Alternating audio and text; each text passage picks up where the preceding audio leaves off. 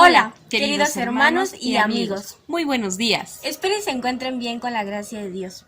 Nosotras somos la familia Mendoza. Ella es mi hija Naidelin y yo soy Amparo. Quiero compartirte una escritura que está en Salmos 18:30 y dice así: El camino de Dios es perfecto, la promesa del Señor es digna de confianza.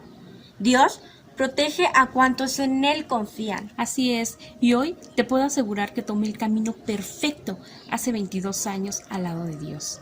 Mi hija y yo, hoy siendo discípulas de Cristo, estamos gozosas de servirle al Señor.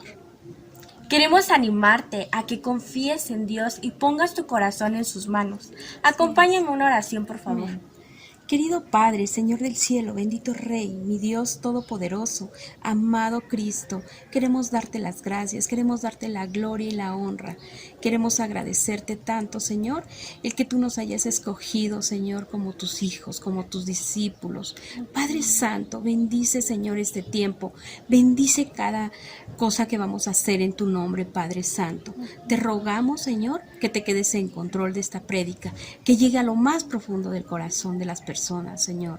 Gracias, Dios, y en el nombre de Jesús te oramos y que te rogamos todo esto. Amén. Amén. Les damos la más cordial bienvenida a la Iglesia de Cristo.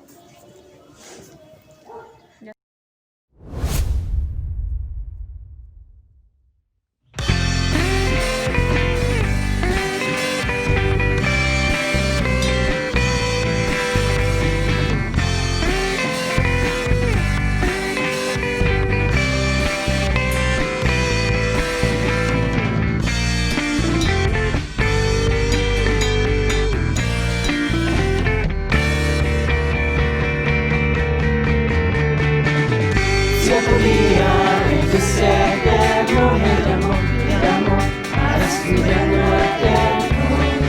Una noche en la oscuridad la luz brilló en mi corazón. Fue aquel día increíble, la esperanza en mi vida brotó.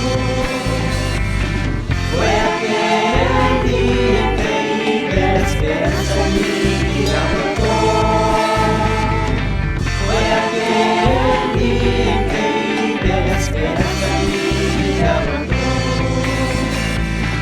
Pues su perdón me tocó, pues su perdón me tocó. Un discípulo verdadero me amó, mi camino eterno. Para muchos mi vida entera acabó, hacia el sol empezó. Fue aquel día increíble, la esperanza en mi vida brotó. Fue aquel día increíble, la esperanza en mi vida brotó. Fue aquel día increíble, la esperanza en mi vida brotó.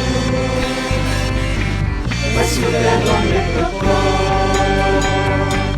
pues su perdón me tocó. Cierto día el Dios eterno me llamó para su reino eterno. Una noche en la oscuridad la luz dio en mi corazón. Fue aquel día increíble, la esperanza en mi vida brotó. Fue aquel día increíble, la esperanza en mi vida brotó. Fue aquel día increíble, la esperanza en mi vida brotó. Pues su perdón me tocó, pues su perdón me tocó, pues su perdón me tocó.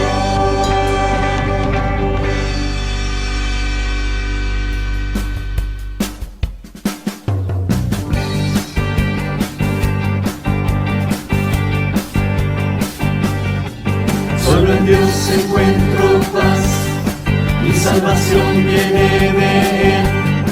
Solo Él me salva y me protege, no caeré. Solo en Dios encuentro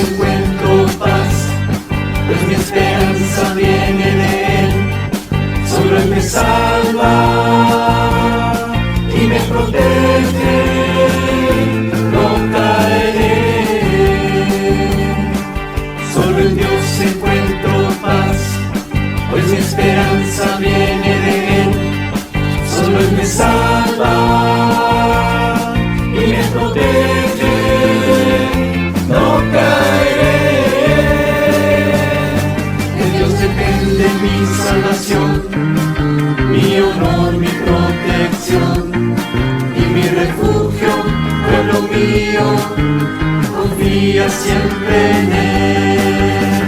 Háblele en oración, con toda confianza y devoción. Nuestro refugio es Dios, el hombre es pura ilusión.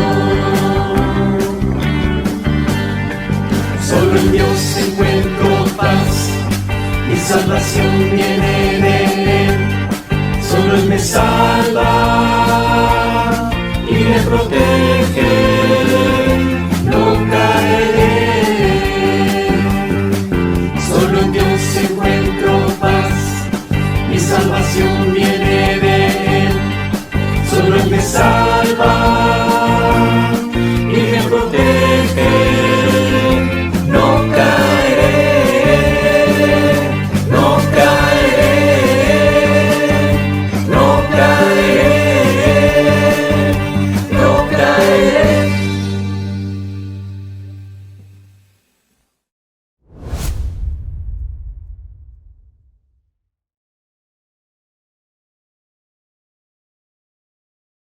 Hola, muy buenos días. La verdad es que es un gozo y es muy especial el poder estar hoy contigo en esta mañana para que podamos estudiar nuestras Biblias. Hoy quiero hablarte particularmente del libro de Judas. Pero antes de que empecemos, quiero pedirte que me acompañes en una oración. Vamos a orar. Dios Padre bendito del cielo, Señor, le damos gracias por esta mañana, por la oportunidad que tenemos de poder estudiar tu palabra. Le imploro, Señor bueno, que se quede con nosotros, que me permita a mí poderla explicar, poderla hablar, y que la gente que me escuche, Dios, se pueda apasionar de poder aprender de ti. Señor Santo, Dios Todopoderoso, quédese en el corazón de las personas y permítame a mí poder ser claro y poder transmitir un mensaje sencillo y edificante. A ti sea la gloria, mi buen Dios, y en tu Hijo amado te oramos y te pedimos. Amén. Como te decía, hoy me tocará a mí la clase y vamos a hablar del libro de Judas. Te estoy presentando una imagen donde te presento a mi familia. Ellos son mi familia. Es mi esposa, mi hija y mi hijo. Y estamos al igual que tú en esta gran batalla en la vida y estamos caminando hacia el mismo propósito y con la misma intención. Triunfar, gozar, pero sobre todas las cosas lo que queremos es llegar un día con el Padre Celestial. Pero para todo esto, ¿quién es Judas?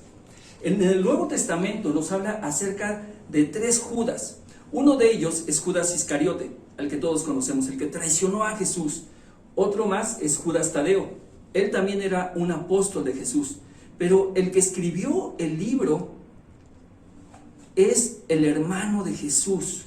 Judas, hermano de Jesús. Y esto lo podemos encontrar si leemos en Judas capítulo 1, es el único capítulo que tiene, pero en el versículo 1 dice lo siguiente: yo, Judas, esclavo de Jesucristo y hermano de Santiago, les escribo esta carta a todos los que han sido llamados por Dios Padre, quien los ama y los protege con el cuidado de Jesucristo. Es Judas, el hermano de Jesús, quien escribió esta carta. ¿En qué año fue escrita esta carta? En el 69 después de Cristo. ¿A quiénes iba dirigido? Si te puedes dar cuenta, más adelante en el versículo 3 dice, queridos amigos, o en otras versiones dice, queridos hermanos. Y el motivo por el cual Judas escribió esta carta es un exhorto en defensa de la fe. Pero ¿quién era Judas? Quiero pedirte ahora que me acompañes en una escritura en Marcos, en el capítulo 3 y en el versículo 31, dice lo siguiente: luego la madre y los hermanos de Jesús vinieron a verlo, se quedaron afuera y le mandaron a decir que saliera para hablar con ellos. Había una multitud sentada alrededor de Jesús y alguien dijo: tu madre y tus hermanos están afuera y te llaman. Jesús respondió: ¿quién es mi madre y quiénes son mis hermanos? Un poquito más adelante podemos leer en Marcos capítulo 6 y en el versículo 1 dice lo siguiente: Jesús salió de esa región y regresó con sus discípulos a Nazaret, su pueblo. El siguiente día de descanso comenzó a enseñar en la sinagoga y muchos de los que oían quedaban asombrados, preguntaban, ¿de dónde sacó toda esta sabiduría y el poder para realizar semejantes milagros? Y se burlaban de él. Es un simple carpintero, hijo de María y hermano de Santiago, José, Judas y Simón. Y sus hermanas viven aquí mismo entre nosotros. Se sentían profundamente ofendidos y se negaron a creer en él. Lo curioso de esta parte es que unos versículos más adelante dice que Jesús no pudo hacer muchos milagros ahí y que estaba sorprendido porque la gente no creía en él. Si te das cuenta, a esas alturas, la familia de Jesús, incluido aquí Santiago obviamente, no creían en él. ¿Te imaginas lo difícil que era? ¿Te imaginas los años y el tiempo que convivieron juntos? Y tal vez María en cada una de esas cenas hablando del propósito de Jesús, ¿no? Sabes, hijo, tú un día vas a hacer algo grande. Y Judas, Santiago, Simón y todos los demás escuchando, ¿no? Sí, mi hermano va a hacer algo grande. Sí, mi hermano va a hacer algo grande. Sí, mamá, ya sabemos la historia. Jesús va a hacer algo grande. Tal vez llegó el tiempo en que empezaron a mantener una distancia. Tal vez llegó el tiempo en el que sus compañeros de juego, tal vez también sus hermanos de Jesús empezaron a decir, es que mi hermano va a hacer un día algo grande. Y decían, Jesús, él, el hijo del carpintero. Todos sembrando dudas en el corazón de Jesús. ¿Te imaginas cómo era? ¿Cómo era todo eso? ¿Cómo era estar viviendo de esta manera? ¿Cómo era estar en esta zozobra donde la gente había dejado de creer en él? Pero tal vez lo más difícil, lo más complicado, es que su propia familia, y uno de ellos su hermano, no creían en él. Pero mira, es este mismo Judas en el que quiero que tú y yo pensemos. ¿Qué nos hace a ti o a mí cristianos? Hoy estamos en nuestro país y en nuestro país podemos hablar que más del 90% es un país cristiano, es un país creyente, creen en Jesucristo. ¿Pero qué te hace cristiano? La familia, la congregación, lo que crees, tus costumbres. Porque si te das cuenta, Judas creció al lado de su hermano. Y el estar con su hermano no lo hizo un creyente. O sea, jugó con él, lo que haya sido, ¿no? Los juegos que existieran, si era toro o las traes o canicas, o sea, compartían los mismos pasatiempos. Y a pesar de eso, de toda la convivencia, no lo hizo un creyente, no lo hizo un seguidor. Sus pensamientos, ¿te imaginas? Ok, está bien, María hablaba y les decía, sabes, mi hijo, esto, como te comentaba hace unos momentos. Pero eran hermanos. Y si tú tienes la dicha de tener hermanos, ¿sabes cómo es? Llega un momento en el que hablas con tus hermanos y tal vez hasta les cuentas el primer amor, ¿no? La chica que te gusta, o saben, ¿no? O se burlan, sí, tú le gustas a fulanita. ¿Te imaginas? No eran ni las costumbres, ni lo que jugaban, ni la familia lo que los hizo creyentes. A pesar de todos los años que vivieron y de todas las cosas que pudieron ver en Jesús, su familia no creyó en él. ¿Qué te hace hoy a ti un cristiano? Quiero que pienses en ello. Quiero que lo medites porque vamos a ir contestando todo esto hacia el final. Como segunda parte, quiero que hablemos de algo que transforma: la resurrección de Jesús. En Juan capítulo 19, en el versículo 25, dice lo siguiente: estaban de pie junto a la cruz la madre de Jesús, la hermana de su madre, María, la esposa de Cleofas, y María Magdalena. Cuando Jesús vio a su madre, al lado del discípulo que él amaba, le dijo: apreciada mujer, ahí tienes a tu hijo. Y al discípulo le dijo: ahí tienes a tu madre. Y a partir de entonces, ese discípulo la llevó a vivir a su casa. ¿De qué te das cuenta al leer esto? Esto nos muestra el amor de una mujer, el amor de una madre. Yo creo que si hay un amor que se parece al de Dios, que podríamos en una forma compararlo, es el amor de una mamá. Es muy extraño una mamá que no ama a su hijo, aunque las llega a ver.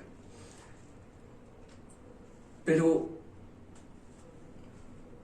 habla de la mamá y de una tía, y de todos los discípulos de Juan. Ningún hermano. ¿Te das cuenta de esto? Aún la misma muerte puedes estar en medio de ella, y la muerte no cambia a las personas. En estos tiempos que son tan complicados, o sea, ¿cuántas veces tal vez tú no has escuchado, no has dicho: Dios, si no me pasa, lo hago, cambio esto, el otro? No, yo lo he escuchado. Si me libras, ¿no? Sus hermanos experimentaron todo esto. Y a pesar de que lo experimentaron, eso no los llevó a convertirse a la cruz, a acercarse a Jesús, a ser auténticos seguidores. ¿Qué cambia a alguien? ¿Qué puede transformar a una persona? Judas no creyó en Jesús ni en vida, ni aun cuando estaba muriendo. Pero sucede algo. Cuando Jesús resucita, la Biblia dice que se presenta a 3 mujeres, o a 2 mujeres, y que después se presenta a su familia, a los discípulos, y después dice que a más personas, 500. Algo sucede en el corazón de este hombre, de tal forma que entiende que el ser hermano de el Señor no bastaba.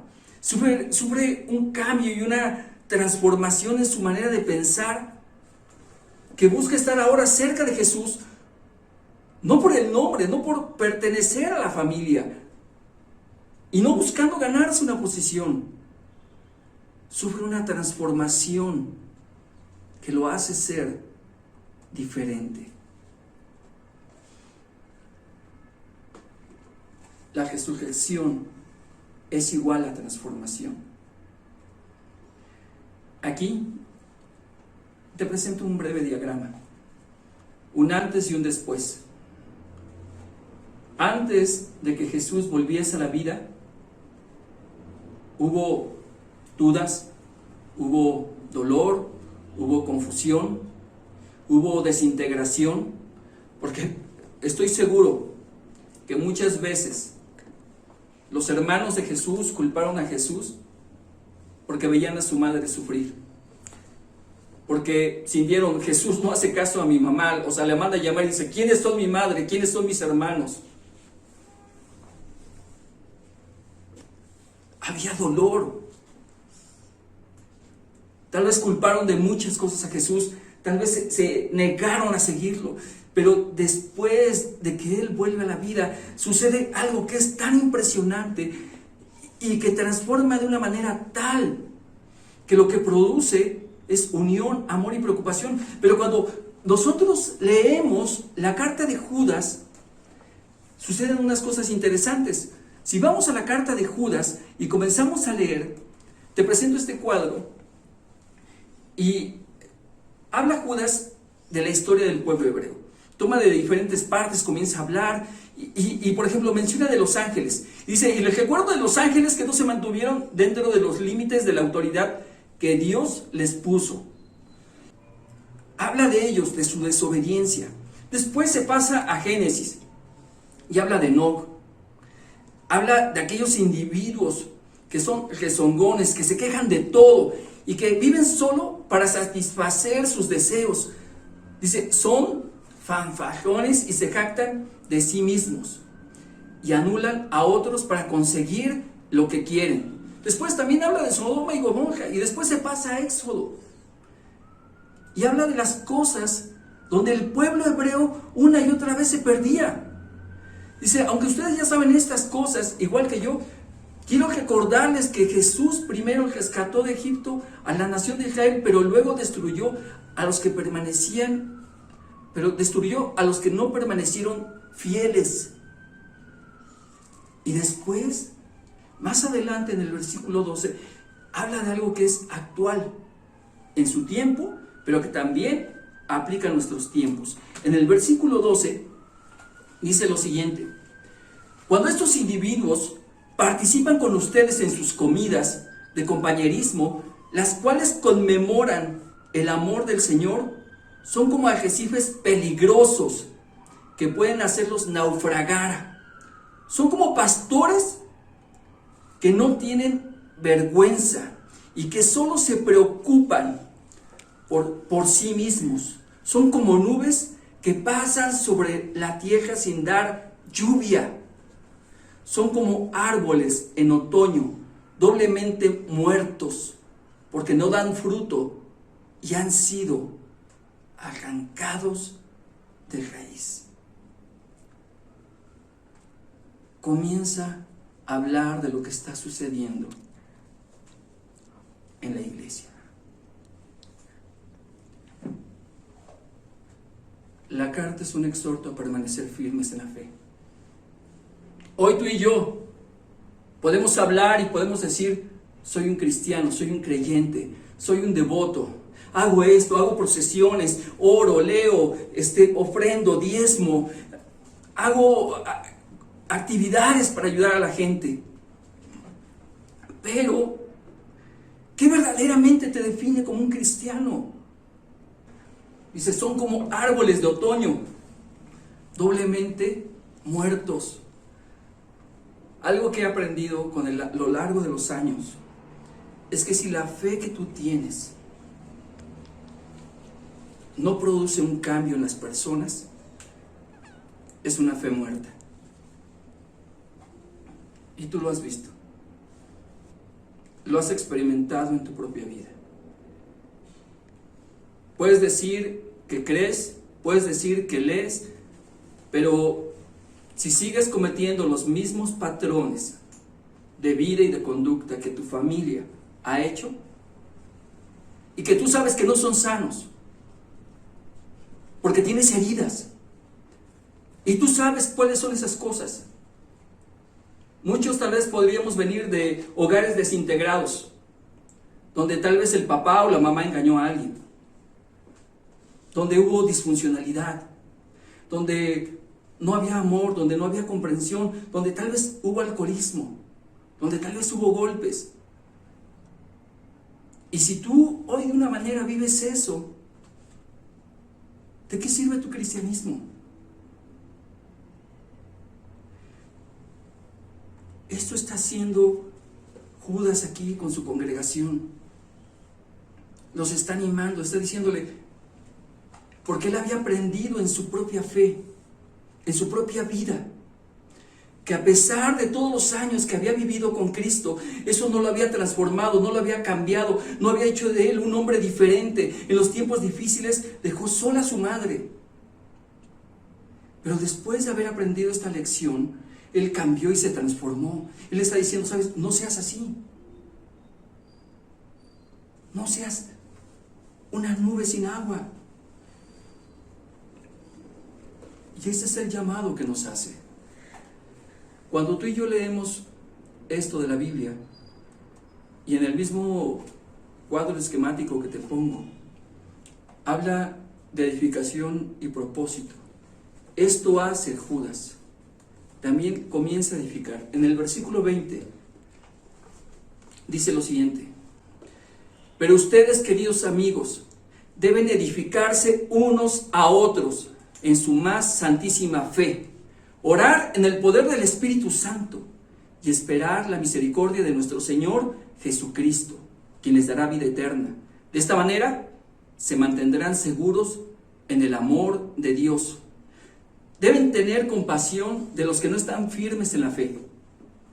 Rescaten a otros, arrebatándolos de las llamas del juicio. Incluso a otros, muéstrenles compasión, pero háganlo con mucho cuidado, aborreciendo los pecados que contaminan la vida de ellos. ¿Te das cuenta cómo fue transformado el corazón de Judas? El hombre que no se preocupó por su propia sangre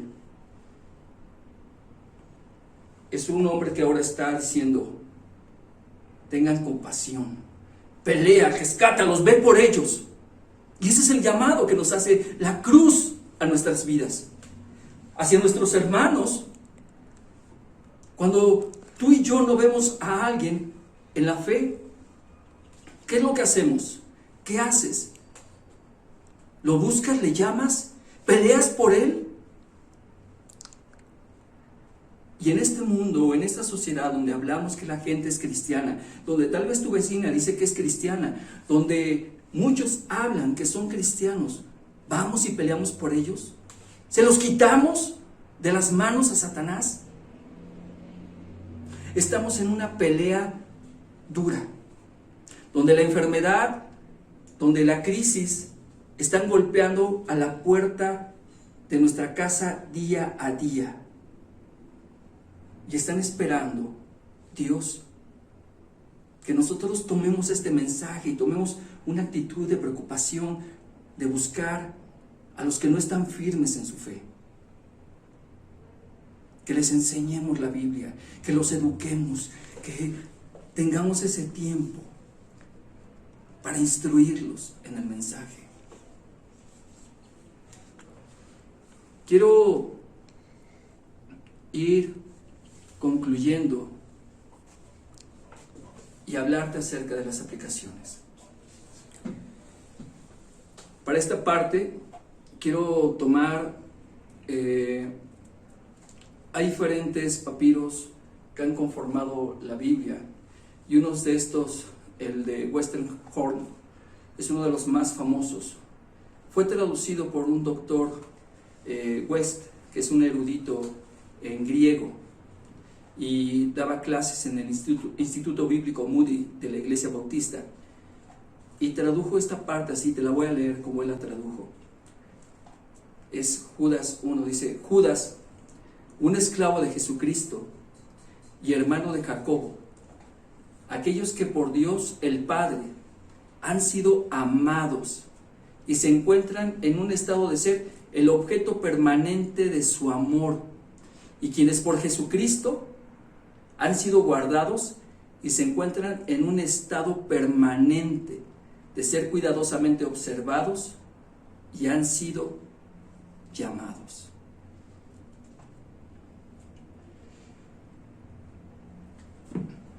Judas entendió que no basta con ser un hermano. Judas sufrió la transformación de ver de nueva cuenta a Jesús con vida después de su muerte. Y lo llevó a pensar en el amor tan grande que tiene Dios hacia la familia, hacia las personas.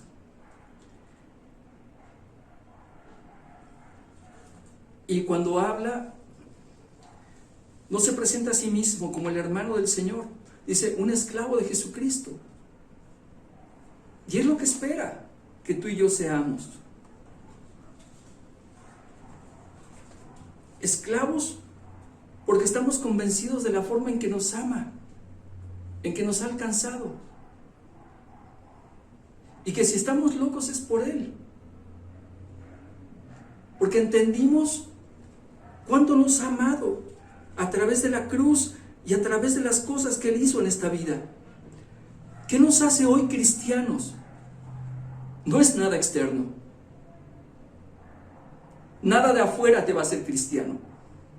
Cristiano es tomar la decisión de ser transformados en nuestro corazón a través de la muerte de Jesús y de saber que Él resucitó. ¿Qué cambia a alguien? Sí, la cruz. Pero la resurrección es una manifestación de la cruz. Cuando entendemos esto, podemos reconciliar cualquier aspecto de nuestras vidas.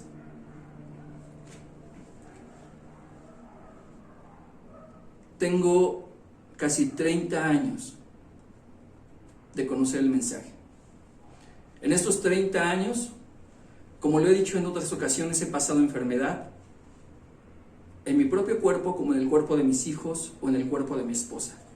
He pasado necesidad económica.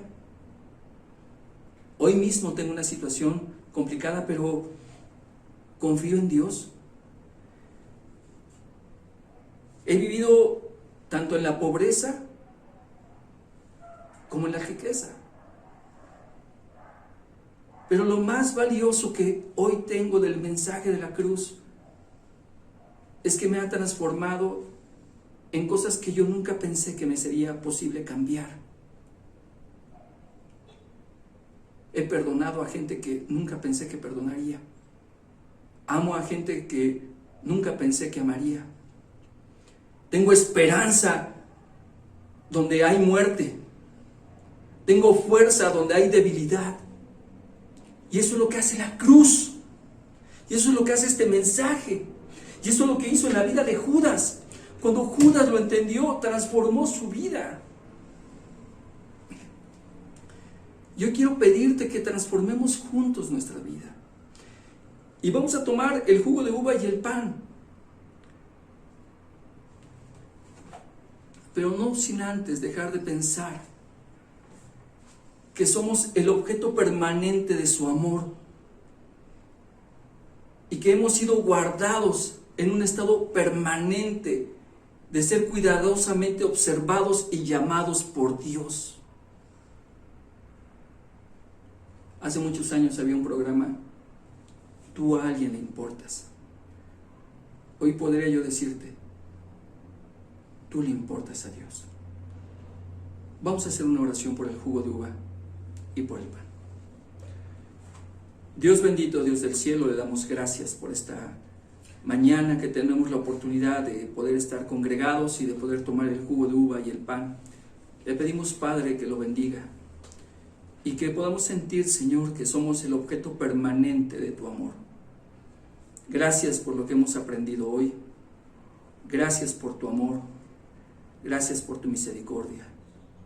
Gracias por tu perdón y gracias por haber puesto a Jesús en nuestras vidas. A ti sea la gloria, buen Dios, y en tu Hijo amado te oro y te pido. Amén. Muchas gracias y que a Dios sea la gloria.